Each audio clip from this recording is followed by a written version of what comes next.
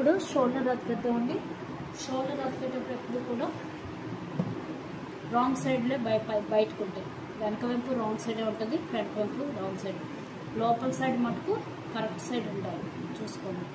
ఇది మనం లోపలికి మడిచి హెమ్మింగ్ చేసుకోవాలి. ఇది నెక్. ఇప్పుడు ఇలాగ మనం రెండు ఈక్వల్గా ఉండేటట్టు పెట్టుకుని మనం స్టిచ్చింగ్ చేసి ఇలా ఓకే. షోల్డర్ అతికిస్తే మనం 1/2 ఇంచ్ ఇది పెడితే 1/2 ఇంచ్కి మనం షోల్డర్ని అతికేసుకోవాలి.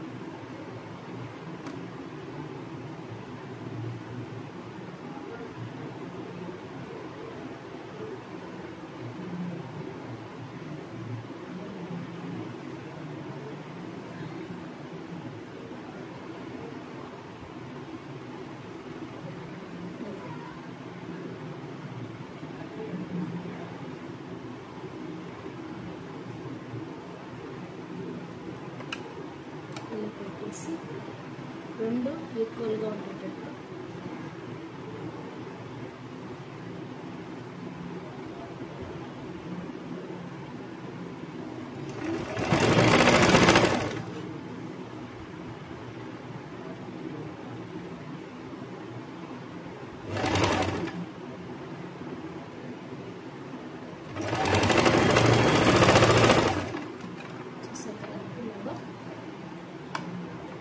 బాగా వచ్చాక అప్పుడు చూసుకుని సెకండ్ కుట్టేసుకోవాలండి.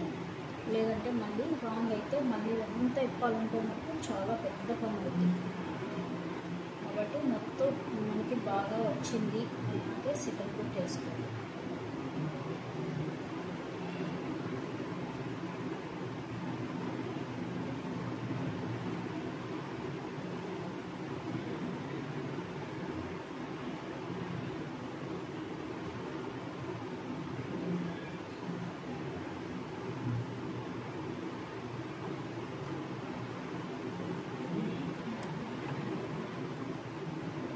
నెక్స్ట్ షోల్డర్ కూడా తీసుకుంటాం.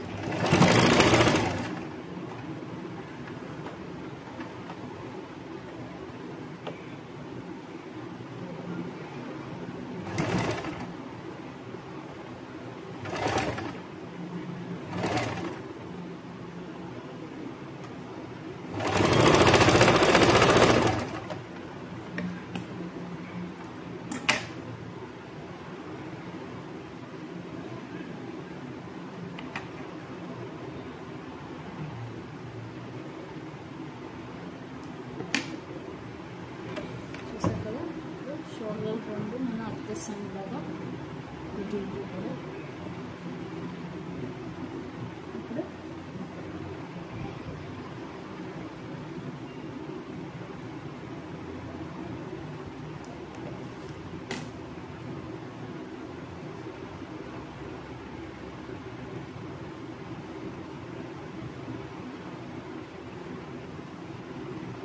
ఇప్పుడు స్టిచ్ చేసుకుంటాం.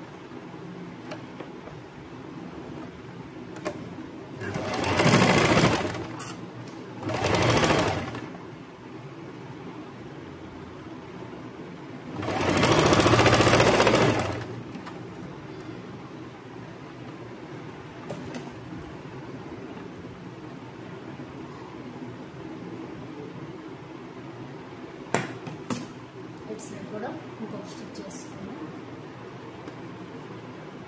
షోల్డర్ లెఫ్ట్ రెండు కుట్లు వేయండి.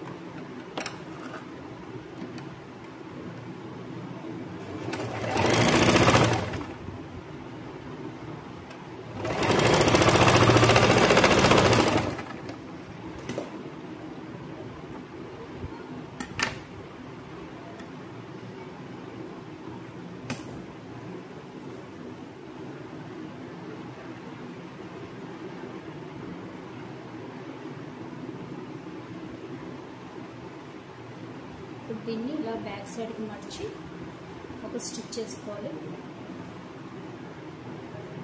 ఈ షోల్డర్ని బ్యాక్ సైడ్కి మడిచేసి ఒక స్టిచ్. ఇది బ్యాక్ సైడే మర్చుకోవాలండి, ఫ్రంట్ సైడ్ మరొకటి.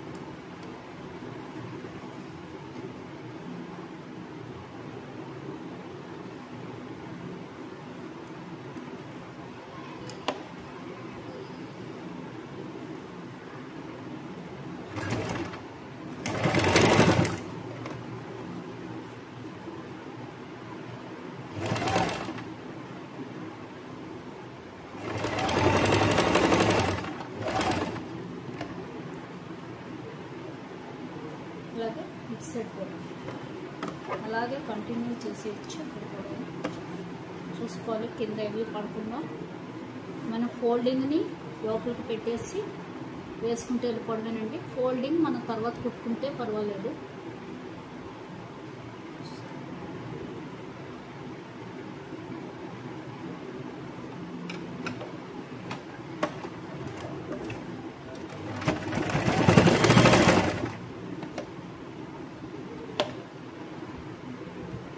సరే స్టిచ్ పళ్ళు జాగ్రత్తగా చూసుకుంటూ